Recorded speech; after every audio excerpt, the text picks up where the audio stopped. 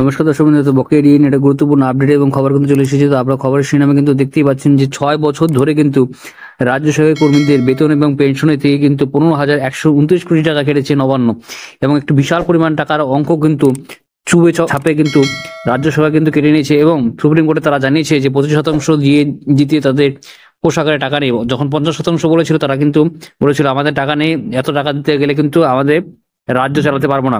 এখান থেকে কিন্তু অনেক এরকম খাতে কিন্তু টাকা কিন্তু রাজ্য সরকার কেটে নিয়েছে। এর খবরটি একটু দেখে নেওয়া যাক কি বলা হচ্ছে। সুপ্রিম কোর্টে 25% বকেয়া দিয়ে মামলা শুনানির পরে কিন্তু চাপে পড়েছে পশ্চিমবঙ্গ সরকার। মহার্ঘ ভাতা প্রাপকদের সংখ্যা প্রায় 10 লক্ষ, এবং এরই মধ্যে কিন্তু বিস্ফোরক তথ্য মিলেছে যে 6 বছর ধরে কর্মীদের বেতন এবং পেনশনে 15,129 টাকা কেটেছে নবান্ন।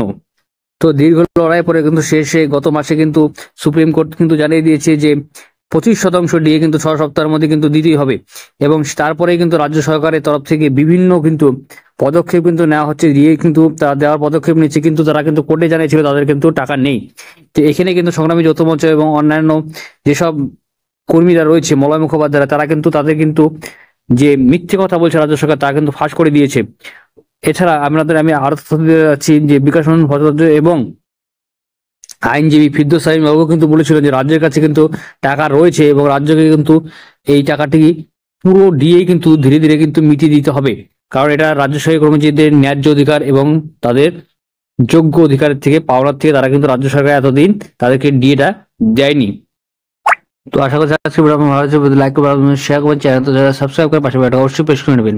তো জয় হিন্দ, বন্দে মাতরম, ধন্যবাদ ভিডিওটি দেখার জন্য।